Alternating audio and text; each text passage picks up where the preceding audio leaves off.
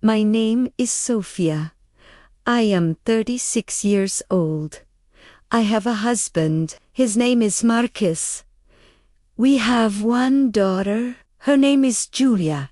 She is 5 years old. We lived together for 10 years. I loved my husband very much. I trusted him. I believed he was a good man. But one day everything was different. It was a Friday evening. My husband went to a party. His best friend had a birthday. Marcus told me I will come home late. I said, okay. I stayed at home. I was a little sick and wanted to rest. At the party, his ex-girlfriend was there too. I did not know this. He did not tell me. The next morning, Marcus was quiet. He sat in the kitchen looking sad. I asked, "What's wrong?" He said, "Sofia, I need to talk to you about something." Then, after a moment, he said, "I kissed my ex-girlfriend last night. I was drunk." She came close. I didn't stop her. It just happened. I could not believe it. I said, "What do you mean, just happen?" He said, "It was a mistake. Only one time. Please forgive me." The air in the kitchen suddenly felt very cold. I was very angry. I cried. I shouted. I said bad words. My heart broke. I felt pain inside. I said, "Go away from this house." I took his bag. I opened the door. I said, "Leave now." And he went. This house belongs to me. I bought it before the wedding, so I had the right to ask him to leave. Our daughter was not here. She was at my parents' house. I was glad she did not see our fight. The house was too quiet after he left, and the silence hurt more than the noise. After that, Marcus sent me many messages. He called many times. He said, "I love you. I am sorry. Please give me one more chance." But I didn't answer. Then his mother called me. She said, "Sofia, please don't be angry. All men make mistakes. My husband also had a girlfriend, but I stayed. Now we are okay." I said, "No. I don't want to live with a man who kisses other women." She said, "Think about your daughter. A child needs her father."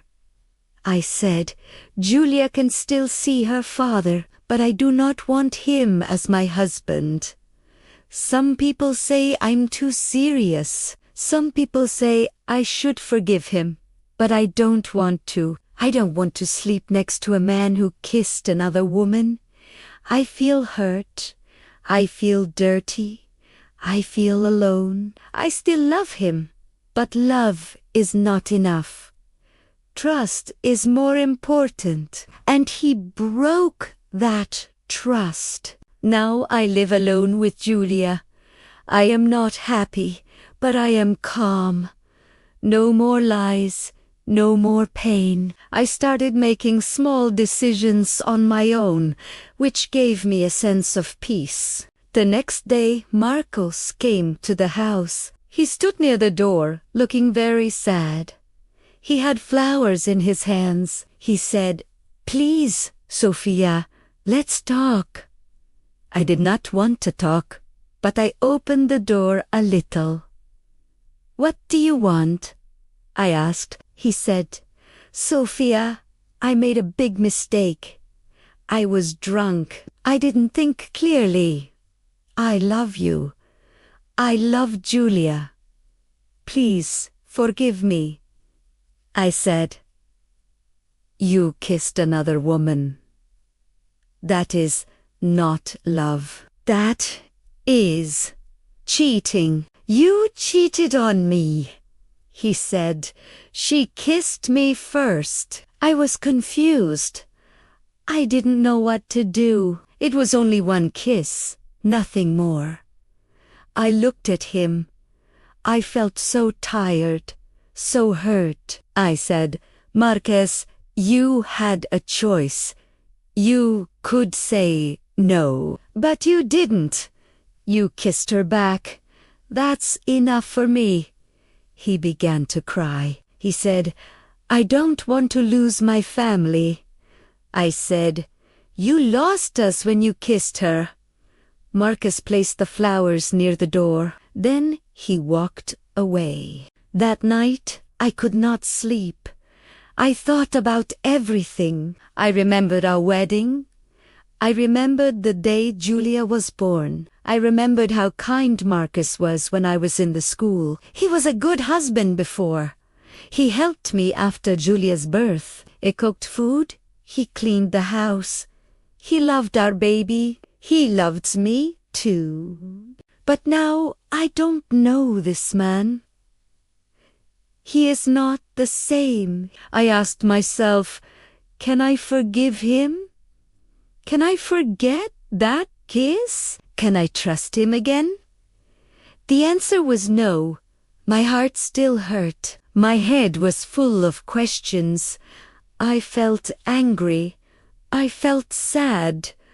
I felt alone. But deep inside, I also felt strong. I felt proud. I knew I did the right thing. A few days passed. I still didn't answer Marcus's calls. I needed time. I needed space. I needed peace. But he didn't stop.